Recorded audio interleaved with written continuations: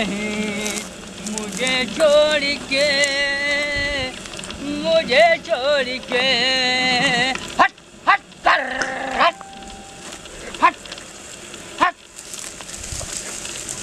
मुझे छोड़ के, मुझे छोड़ के कट कट कट। बड़ा धूप हो गलो, चने आराम करे 2-4 घंटा। यहाँ सुनाए अब लगा था कि चलिए अब आराम करें। वही हुए लगा था पेड़ के छाई चली अब।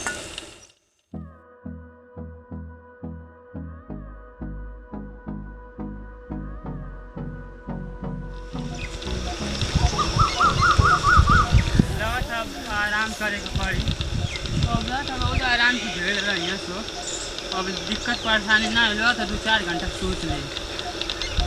2-4 घंटा सोच ले तो नींद पूरा हो गया था। अरे बड़ा ही अच्छा है बाबू। बाबा हम हो बाबा का बोल लग के सोच रही कोनो टेंशन ना ले। जा जा बाबा गलती बोल माफ कर जा। लगत है ये सोच ले।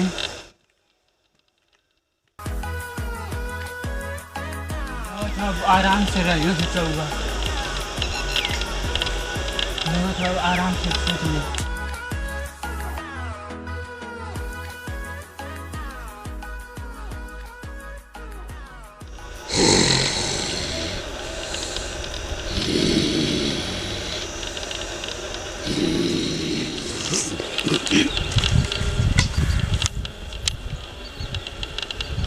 ये भगवान भेड़िया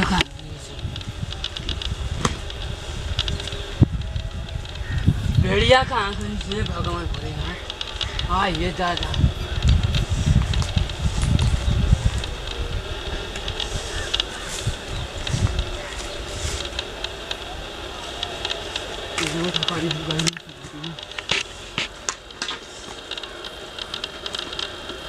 लत बहुत ज़्यादा सूद बने नहीं का ये भगवान। हाँ ये बड़ा लत लेट हो गया, लत ना मिले से बड़ा बुराई हो।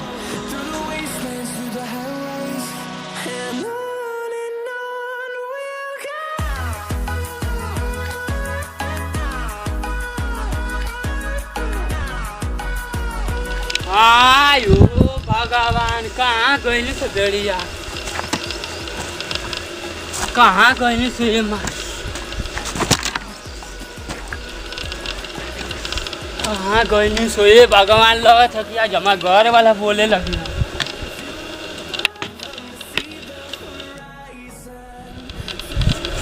बाप रे बाप कहीं लौकते ना पानस। कहा हो हमारे कुछ समझे में ना चला था कि करी आँख आज हम सुबेरे देखले बानी कि समझ ला कि आज हम नासे नाश भइल बा। आज समझ ला कि घर वाला से तो बोली सुनबे करवाई लो तो कहीं और जाए के पड़ी। अरे बाप रे बाप, अरे बाप रे बाप।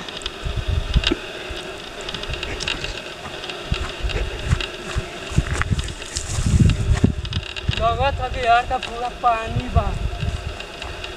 लगत है वही से पूछे के पड़ियो फलानमा से फरुआ चलावत तो तेल हुआ। लगत है कि आज हमारे मिली ना बड़ा नासे नाश भइल बा।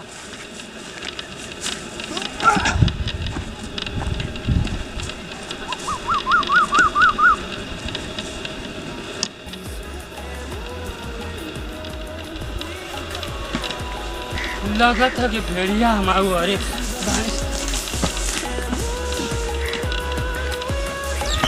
लगत है वो हरे पानी से भेड़िया।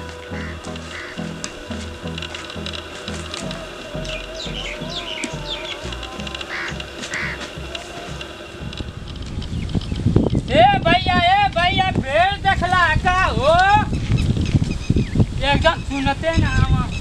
ए भैया भेड़ देखला एकदम पहले हवा का हो भैया।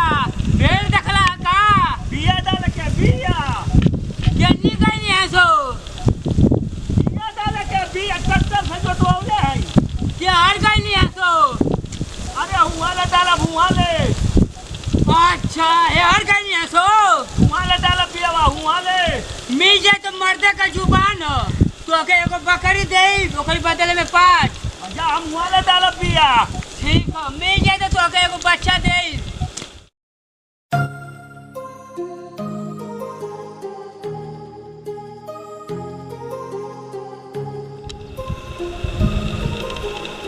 बतावा ये भाई कहाँ चल गए?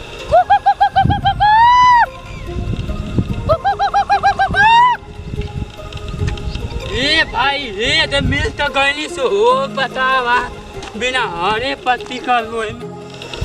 हाँ वो दादा हे दे आयल बानी सो। हट हट हट।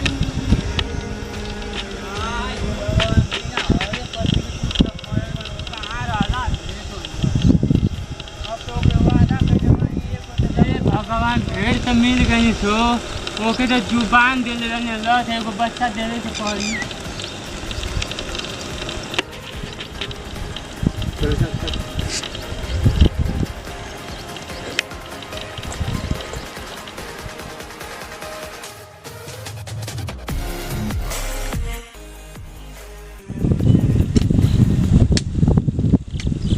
ए भैया तो का कॉलेज ने बकरी देव के लाई बकरिया बकरी का बचावा। भैया हम ना मर रहे हैं के ना हम तो का भेड़ ना दे बकरी का बच्चा दे। भेड़ के ना भगौले हैं हम तो ना हम भेड़ ना दे भेड़ हम बकरी का बच्चा दे लाई बकरा बकरी का बच्चा ना समझ में आवत है।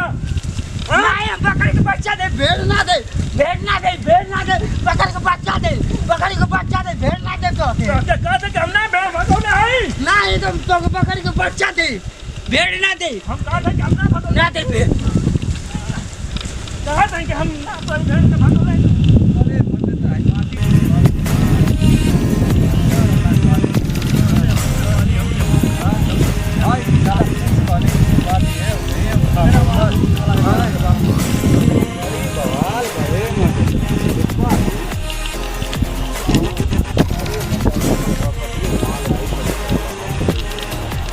अरे अरे मत टेंशन आदमी लड़ा हो तो बच्चा ना भेड़ दे तो ना भेड़ दे भेड़ ना दे बिया डाल के ना भेड़ ना दे तो बकरी का बच्चा दे भेड़ ना दे हम भेड़ ना दे बकरी का बच्चा दे। रुका भेड़ ना दे बकरी का बच्चा दे का हो भेड़ ना दे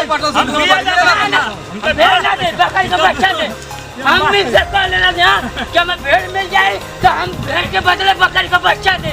ये भेड़ मांगा था हम बिया डाले क्या भैया वो बिया डाले को कहना है हम कल ये वहां से वहां हमको सब बिया डाले। अरे दोनों बहिर बाटा से हो राम अच्छा ठीक है भैया इना को का तो ना मरना ना भले हम बकरी भेड़ हम दे ना बकरी का बच्चा दे।